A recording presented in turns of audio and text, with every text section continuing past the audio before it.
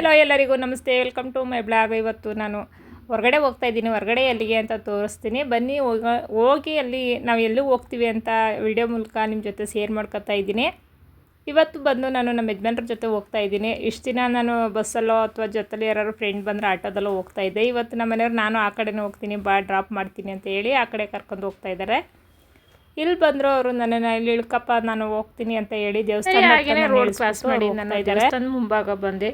ಅಮ್ಮನವ್ರಿಗೆ ನಾನು ನಿಂಬೆಹಣ್ಣು ದೀಪ ಹಚ್ಚಬೇಕು ಅಂತ ಅಂದ್ಕೊಂಡಿದ್ದೆ. ಹಾಗಾಗಿ ಅಲ್ಲಿ ನಿಂಬೆಹಣ್ಣು ತಗೊಂಡೆ, ಹೂವು ಎಲ್ಲ ತಗೊಂಡು ನಾವು ದೇವಸ್ಥಾನದೊಳಗಡೆ ಹೋಗೋಣ ಅಂತ ಹೋಗ್ತಾ ಇದ್ದೀನಿ. ಇಲ್ಲ ಆಯಿತು ಆದಮೇಲೆ ನಾನು ಒಳಗಡೆ ಹೋದೆ. ಇಲ್ಲಿ ನೋಡಿದ್ರೆ ಫುಲ್ ರಸ್ಸು, ಜನ ಅಂದರೆ ಜನ. ಶುಕ್ರವಾರ ಮತ್ತು ಮಂಗಳವಾರ ಅಂತ ಅಮ್ಮನವ್ರ ದೇವಸ್ಥಾನದಲ್ಲಿ ಯಾವಾಗಲೂ ಇಷ್ಟೇ ಜನ ಇರ್ತಾರೆ, ಇದಕ್ಕಿಂತ ಜಾಸ್ತಿ ಜನನೇ ಇರ್ತಾರೆ. ನಾನು ಬಂದಿದ್ದು ಮಧ್ಯಾಹ್ನ 1 ಗಂಟೆ, ಹಾಗಾಗಿ ಜನ ಸ್ವಲ್ಪ ಕಮ್ಮಿನೇ ಇದ್ದರು ಅಂತ ಹೇಳ್ಬೋದು. ಇಲ್ಲಿ ಹಾಗೇನೆ ಸ್ವಲ್ಪ ವೀಡಿಯೋ ಮಾಡ್ಕೊಂಡು ನಾನು ನಿಂಬೆಹಣ್ಣೆಲ್ಲ ರೆಡಿ ಮಾಡ್ಕೊಳ್ಳೋಣ ಅಂತ ಈ ರೀತಿ ನಿಂಬೆಹಣ್ಣೆಲ್ಲ ಹಿಂಡಿ ಅದನ್ನು ನಾನು ದೀಪ ಹಚ್ಚೋದಕ್ಕೆ ಅಂತ ರೆಡಿ ಮಾಡ್ಕೊತಾ ಇದ್ದೀನಿ. ಇಲ್ಲಿ ವೀಡಿಯೋ ಮಾಡೋದಕ್ಕೆ ಯಾರೂ ಇರಲಿಲ್ಲ, ನಾನು ಒಬ್ಬಳೇ ಮಾಡ್ತಾಯಿದ್ದೆ. ಹಾಗಾಗಿ ನಾನು ಪೂರ್ತಿ ವೀಡಿಯೋ ಮಾಡೋಕ್ಕಾಗಲಿಲ್ಲ. ನನಗೆ ಎಷ್ಟೆಷ್ಟು ಆಗುತ್ತೋ ಅಷ್ಟನ್ನು ಮಾಡಿ ನಿಮ್ಮ ಜೊತೆ ಶೇರ್ ಮಾಡ್ಕೊತಾ ಇದ್ದೀನಿ. ನಾವು ಅಮ್ಮನಿಗೆ ಈ ರೀತಿ ನಿಂಬೆಹಣ್ಣು ದೀಪ ಹಚ್ಚೋದ್ರಿಂದ, ಅದು ರಾಹುಗಾಲದಲ್ಲಿ ನಿಂಬೆಹಣ್ಣು ದೀಪ ಹಚ್ಚೋದ್ರಿಂದ ತುಂಬ ಒಳ್ಳೆಯದಾಗುತ್ತೆ ಅಂತ ಎಲ್ಲರೂ ನಂಬಿಕೆ. ನನಗೂ ಕೂಡ ಅದೇ ನಂಬಿಕೆ ಇದೆ. ಹಾಗಾಗಿ ನಾನು ಏನೋ ಆಗಬೇಕಿತ್ತು, ಒಂದು ಒಳ್ಳೇದಾಗಲಿ ಅಂತ ಹೇಳಿ ಈ ರೀತಿ ನಾನು ನಿಂಬೆಹಣ್ಣು ದೀಪ ರೆಡಿ ಆಯಿತು. ರೆಡಿ ಆದಮೇಲೆ ನಾನು 2 ಗಂಟೆಗೆ ಕ್ಲೋಸು ಅಂತ ಅಲ್ಲಿ ಮೈಕಲ್ಲಿ ಅನೌನ್ಸ್ ಮಾಡ್ತಿದ್ರು, ಮತ್ತೆ 3 ಗಂಟೆಗೆ ಓಪನ್ನು ರಾಹುಗಾಲದಲ್ಲಿ ಅಂತ ಹೇಳ್ತಾಯಿದ್ರು. ಹಾಗಾಗಿ ನಾನು ಬಿಡು ಇನ್ನೇನು ಟೈಮ್ ಆಗೋಯ್ತು, ಮತ್ತು ನಾನು ಓಪನ್ ಮಾಡ್ತಾರಲ್ಲ 3 ಗಂಟೆಗೆ ಹೋಗಿ ನಾವು ಪೂಜೆ ಮಾಡಿಸಿ ದೀಪ ಹಚ್ಚೋಣ ಅಂತ ಕೂತಿದ್ದೆ. ಹಾಗೆ ಪಕ್ಕದಲ್ಲಿ ಅವರು ಕೂಡ ಬಂದು ನಿಂಬೆಹಣ್ಣು ದೀಪಕ್ಕೆ ರೆಡಿ ಮಾಡ್ತಾಯಿದ್ರು. ನಾನು ಇನ್ನೂ ಲೇಟಾಗಿ ಹೋಗ್ತೀನಿ ಅಂತ ಅಂದೆ. ಅವರು ಇಲ್ಲ ಇವಾಗ ಹೋದರೆ ಡೈರೆಕ್ಟ್ ಬಿಡ್ತಾರೆ, ಮತ್ತು ನೀವು 3 ಗಂಟೆವರೆಗಂದ್ರೂ ಜನ ರಶ್ ಆಗ್ತಾರೆ, ಬನ್ನಿ ಹೋಗೋಣ ಅಂತ ಹೇಳಿದ್ರು. ಸರಿ ಅಂತ ಹೇಳಿದ್ರು. ಡೈರೆಕ್ಟೇ ದರ್ಶನ ಆಯಿತು. ನಾನು ಒಳಗಡೆ ಹೋಗಿ ಅಮ್ಮನಿಗೆಲ್ಲ ಪೂಜೆ ಮಾಡಿಸಿ ಅದು ನಿಂಬೆಹಣ್ಣು ದೀಪ ಎಲ್ಲ ಆರತಿ ಮಾಡ್ಕೊ ಹೊರಗಡೆ ತಂದಿಟ್ಟೆ. ಇಲ್ಲಿ ಇಷ್ಟು ರಶ್ ಇದೆ ಜನ ಅಂತ ನೋಡ್ತಾ ಇರ್ಬೋದು. ಇವರೆಲ್ಲ ಊಟಕ್ಕೆ ನಿಂತಿದ್ದಾರೆ. ನಾನು ಅಲ್ಲಿ ದರ್ಶನ ಆದಮೇಲೆ ಮತ್ತೆ ಊಟಕ್ಕೆ ಹೋದೆ. ಊಟ ಮುಗಿಸ್ಕೊಂಡು ನಾನು ಮತ್ತೆ ಇಲ್ಲಿ ಒಳಗಡೆ ಎಲ್ಲ ಅಲೋ ಇಲ್ಲ, ವೀಡಿಯೋ ಮಾಡೋಂಗಿಲ್ಲ. ನಾನು ಹಾಗೇ ಫೋನು ಆನಲ್ಲೇ ಇಟ್ಕೊಂಡು ಮತ್ತೆ ದರ್ಶನ ಮಾಡೋದಕ್ಕೆ ಅಂತ ಹೋದೆ. ಆವಾಗ ಸ್ವಲ್ಪ ಅಮ್ಮನ ಫೋಟೋ ಮತ್ತು ಅಮ್ಮನದು ಒಳಗಡೆ ದೇವಸ್ಥಾನನೂ ಕೂಡ ಸ್ವಲ್ಪ ಹಾಗೇ ವೀಡಿಯೋ ನಾವು ಏನಾದರೂ ಮೊಡ್ಲಕ್ಕಿ ತುಂಬೋದು ಅಥವಾ ನಿಂಬೆಹಣ್ಣು ದೀಪ ಹಚ್ಚೋದು ಏನಾದರೂ ಅರ್ಕೆ ಕೊಡೋಂಥದ್ದಿದ್ದರೆ ಸೇವಾ ಕೇಂದ್ರದಲ್ಲಿ ಹೋಗಿ ಕೂಡ ನಾವು ಕೇಳ್ಬೋದು. ಇದು ಹೊರಗಡೆ ಬಂದರೆ ಕಾಲು ತೊಳೆಯೋದಕ್ಕೆಲ್ಲ ನೀರಿದೆ.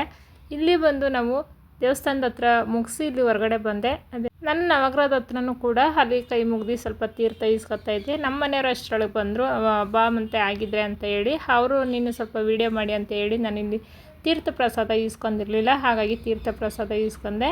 ಹಾಗೇ ವೀಡಿಯೋ ಮಾಡ್ಕೊಂಡು ಹೊರಗಡೆ ಬರ್ತಿದ್ನಲ್ವ. ಇಲ್ಲಿ ಮತ್ತೆ 3 ಗಂಟೆ ಅಷ್ಟರೊಳಗೆ, ಅಲ್ಲೇ ನಾನು 3 ಗಂಟೆ ಆಗಿತ್ತು, ಅಷ್ಟರೊಳಗೆ ಮತ್ತೆ ಜನ ಎಷ್ಟು ಬಂದರೂ ನೋಡ್ತಾ ಇರ್ಬೋದು. ತುಂಬ ಮತ್ತೆ ಅಷ್ಟೇ ಜನ ಆದರು. ಇಲ್ಲಿ ನೋಡಿ ಮತ್ತೆ 3 ಗಂಟೆ ಮೇಲೆ ರಾಹುಗಾಲ ಇದೆ ಶುಕ್ರವಾರ ಅಂತ ಹೇಳಿ. ಇಲ್ಲಿ ಹೆಂಗಸ್ರೇ ಆಗಲಿ ಗಂಡಸ್ರೇ ಆಗಲಿ ಯಾರು ಹೆಣ್ಮಕ್ಳು ಮಾಡ್ಬೋದು ಗಂಡು ಮಕ್ಕಳು ಮಾಡ್ಬೋದು ಅಂತ ಭೇದ ಭಾವ ಇಲ್ಲ, ಎಲ್ಲರೂ ಕೂಡ ಮಾಡ್ಬೋದು. ಅಮ್ಮನಿಗೆ ಎಲ್ಲರೂ ಮಕ್ಕಳೇ, ಎಲ್ಲ ಇಷ್ಟವಾಗಿ ದೊಡ್ಡವರು ಚಿಕ್ಕವರು ಮಕ್ಕಳು ಅಥವಾ ಗಂಡಸರು ಎಲ್ಲ ಕೂಡ ಮಾಡ್ತಾಯಿದ್ದಾರೆ. ನಿಂಬೆಹಣ್ಣು ದೀಪ ಅಂತೂ ಎಲ್ಲ ಹಚ್ಬೋದು. ನಾನು ಲೇಟಾಗಿದ್ದರೆ ಇವಾಗಲೇ ಹಚ್ಬೋದಾಗಿತ್ತು. ನಾನು ಬೇಗನೆ ಮಾಡೋಣ ಅಂತ ಹೇಳಿ ನನ್ನ ಜೊತೆಗೆ ಇನ್ನೊಬ್ಬರು ಕೂಡ ಅಲ್ಲಿ ದೇವ್ರಿಗೆ ಒಳಗಡೆ ಬಂದರು. ಹಾಗಾಗಿ ನಾನು ಆವಾಗಲೇ ನಿಂಬೆಹಣ್ಣು ದೀಪ ಹಚ್ಚಿ ಹೊರಗಡೆ ಎಲ್ಲ ತಂದು ಮಡಗಿ ನಾನು ಊಟನೂ ಮುಗಿಸ್ಕೊಂಡು ಆಮೇಲೆ ನಮ್ಮ ಮನೆಯವ್ರು ಬಂದರು. ಹಾಗೆಯೇ ನಾನು ಹೊರಗಡೆ ಹೋಗ್ತಾ ಇದ್ದೀನಲ್ಲ ಅಂತ ಇದನ್ನೆಲ್ಲ ವೀಡಿಯೋ ಮಾಡ್ಕೊಂಡು ಹೋಗ್ತಾಯಿದ್ದೀನಿ.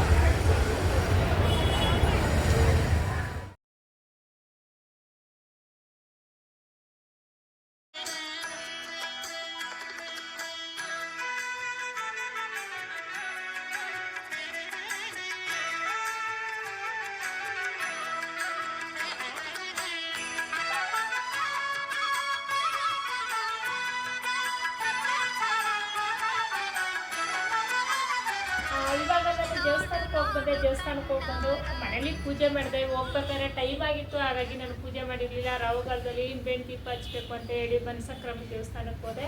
ಅಲ್ಲೂ ಕೂಡ ವೀಡಿಯೋ ಮಾಡಿದ್ದೀನಿ, ಅದನ್ನು ಕೂಡ ನಿಮ್ಮ ಜೊತೆ ಶೇರ್ ಮಾಡ್ಕೊತೀನಿ. ಮನೆಗೆ ಬಂದು ಏನು ಮಾಡ್ತೀವಿ ಅಂತ ಇದನ್ನು ವೀಡಿಯೋನ ಮಾಡ್ತಾಯಿದ್ದೀನಿ. ನನಗೆ ಅಲ್ಲಿ ಬಂದು ನನಗೆ ಒಬ್ಬರು ಕುಂಕುಮ ಕೊಟ್ಟರು, ಹಾಗೆಯೇ 2 ಬಾಳೆಹಣ್ಣು ಕೊಟ್ಟರು. ತುಂಬ ಖುಷಿಯಾಯಿತು. ಭತ್ತ ಮಕ್ಕಳಿಗೆ ಅಂದ್ಬಿಟ್ಟು ಮಾವಿನಕಾಯಿ ಮಾರ್ತಾಯಿದ್ರು. ಮಾವಿನಕಾಯಿ ತುಂಬ ಚೆನ್ನಾಗಿತ್ತು. ಇದು ವರ್ಷಕ್ಕೊಮ್ಮೆ ಬರೋ ಅಂತ ಹಣ್ಣು ಅಲ್ವಾ, ತಿನ್ನಲಿ ಇನ್ನೇನೋ ಸೀಸನ್ ಕೊನೆ ಆಯಿತು, ಹಾಗಾಗಿ ತಿನ್ನಲಿ ಅಂತ ಇದನ್ನು ಕೂಡ 1 kg ಹಣ್ಣು ತಂದೆ. ರೈಟ್ ತುಂಬ ಕಮ್ಮಿ ಇತ್ತು, 30 ರೂಪಾಯಿ kg, ಹಾಗಾಗಿ ಇದನ್ನು ಕೂಡ 1 kg ತಗೊಬಂದೆ. ಇವಾಗ ಮಗಳು ಟ್ಯೂಷನ್ಗೆ ಹೋಗಿ ಕರ್ಕೊತಾ ಇದ್ದಾಳೆ, ಅದಕ್ಕಾಗಿ ಮಾವಿನಕಾಯಿ ಕಟ್ ಮಾಡಿಕೊಡಮ್ಮ ಅಂದು ಕಟ್ ಮಾಡಿ ಉಪ್ಪು ಖಾರ ಕೊಡೋಣ ಅಂತ ಕಟ್ ಮಾಡಿ ಕೊಡ್ತಾಯಿದ್ದೀನಿ. ಬನ್ನಿ ಮಾವಿನಕಾಯಿ ತಿನ್ನಬೇಕು ಅನ್ನೋರು ಇವಾಗ ಬಂದರೆ ತಕ್ಷಣಕ್ಕೆ ಮಾವಿನಕಾಯಿ ಸಿಗುತ್ತೆ.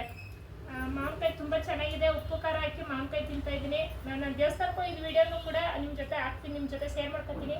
ಅಲ್ಲೆಲ್ಲ ವಾಯ್ಸ್ ಕೊಡೋಕ್ಕಾಗಿಲ್ಲ, ಬೇಜಾರು ಮಾಡ್ಕೊಳಕ್ಕೆ ಹೋಗ್ಬೇಡಿ, ಬರೀ ವೀಡಿಯೋ ಮಾಡಿ ಸರಿಯಾಗಿ ವಾಯ್ಸ್ ಕೊಟ್ಟಿಲ್ಲ ಅಂತ. ವೀಡಿಯೋಗೆ ವಾಯ್ಸ್ನ ಇವಾಗ ಕೊಡ್ತೀನಿ, ಮನೆಗೆ ಬಂದು ಮಾತ್ರ ವೀಡಿಯೋ ಮಾಡ್ತಾಯಿದ್ದೀನಿ.